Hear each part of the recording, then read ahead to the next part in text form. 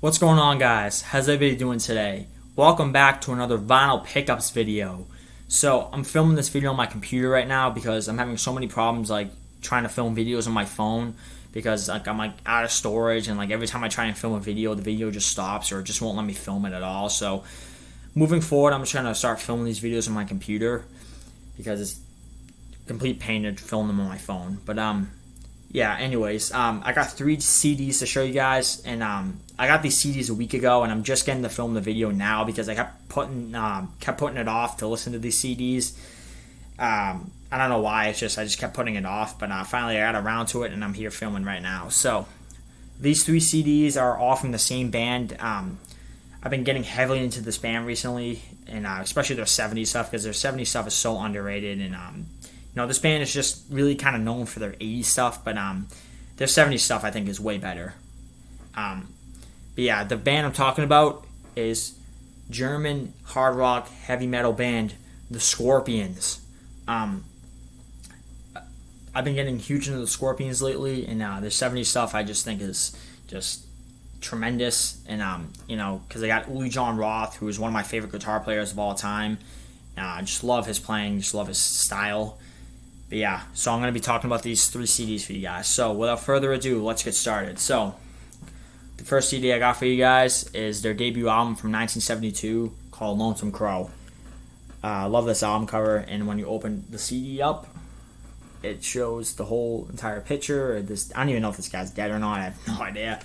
Who knows? But yeah, this record is very different. It's very, like, if you listen to like their 80s stuff, like, which is like kind of more like commercial metal, and you listen to like any like the 70s stuff, and especially this album, like, it doesn't even sound like the same band. This album is basically kind of like, like heavy rock sort of mixed with like crowd rock, and like there's a lot of like psychedelia on this record. And this album is like very atmospheric at times. And this record came out in 72, but it literally sounds like it could have came out in like 67 or 68. I mean, this record sounds like it's very 60s. But this album has a young 15-year-old guitar player named Michael Schenker. This was before Schenker joined UFO, and later on Michael Schenker Group and all that stuff. This is him at the start, and this is him as a young teenage kid.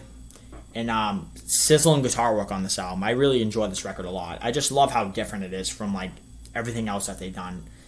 Pretty much like this record is even like a little bit different from like these next 2 I'm going to be talking about. But I really enjoy this record a lot. It starts off with I'm Going Mad, which is like this really kind of cool, like kind of psychedelic rocker, sizzling guitar work from Schenker. And then we get into It All Depends, which basically sounds like a Black Sabbath song. Schenker, like on this record, Schenker's like lead playing sounds a lot like Tony Iommi, so I feel like he was heavily influenced by guys like Tony Iommi, Jimmy Page, Ritchie Blackmore, like all those guitar gods of the late 60s, early 70s. Yeah, It All Depends. Literally sounds exactly like a Black Sabbath song that could have been on the debut record. Really cool stuff. Really kick-ass tune. And then you got Leave Me, which is another very kind of atmospheric tune. And then you got In Search of the Peace of Mind, which was actually played on their Tokyo Tapes live album, which came out in 78, which it's pretty cool that they included it on there. Pretty good song.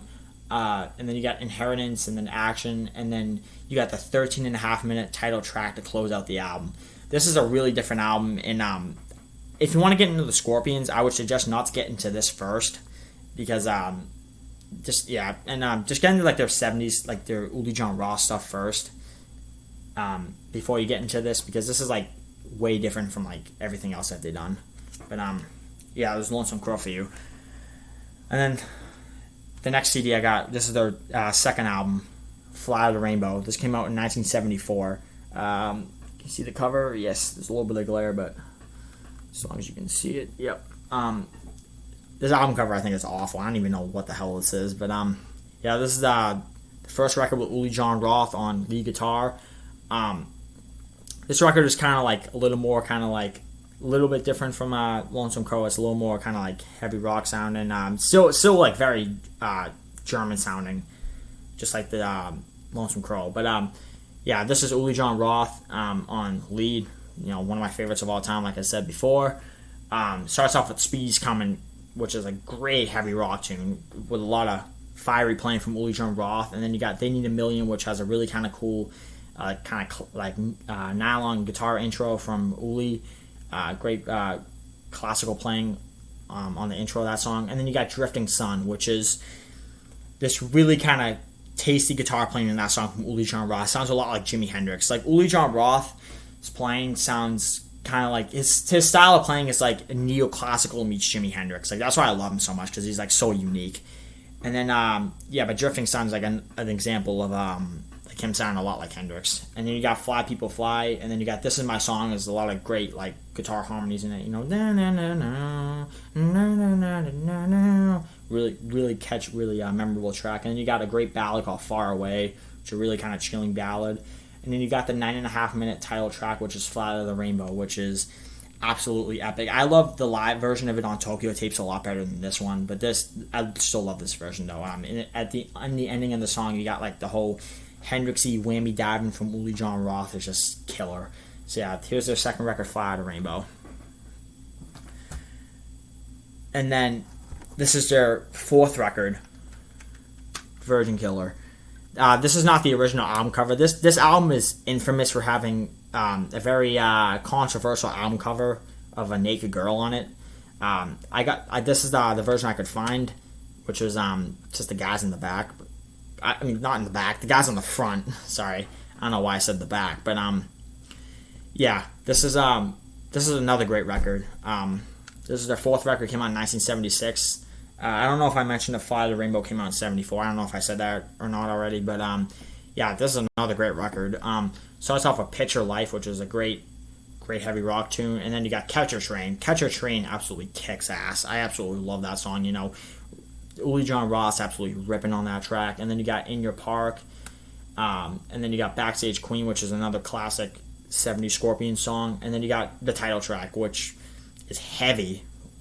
Great riffing in that song. Absolutely love that track. And then you got Hellcat, which is sung by Uli John Roth. Uli John Roth sings maybe like one or two songs a record, like on like the records he's on with them. He sings like one or two songs a record during the 70s records. But yeah, one of them is Hellcat, which is kind of like another kind of Hendrixy guitar work from Uli on that song. And then you got Crying Days, which is kind of sort of like a ballady tune. And then you got Polar Nights, which is another song sung by Uli John Roth, another really cool song. And then it ends off with a ballad called Yellow Raven. Really kind of beautiful track to end it off. So yeah, love the 70s Scorpion stuff. It's, you know, I like it better than the 80s stuff. I mean, I still love the 80s stuff too. I mean, like I love the 80s stuff with Matthias Jabs. I think that stuff is really good. I like their stuff up until Love at First Sting, but then after that, for me, they kind of fall off because their music just I don't know, it just kind of lost it with me. I don't really know, but like those like 4 albums in the 80s with Matthias Jabs, I think are great. Love them. But you know, the 70s stuff just does it for me. I mean, you know, just love how just like different it sounds from like the 80s stuff. I just love how like it sounds very underground from the 80s stuff. Like especially if you listen to like the debut Lonesome Crow, that record just sounds like an underground kind of krautrock record. And you know, even like the Uli John Ross stuff is underground as well too. That's why I love it so much, just because like it's so different.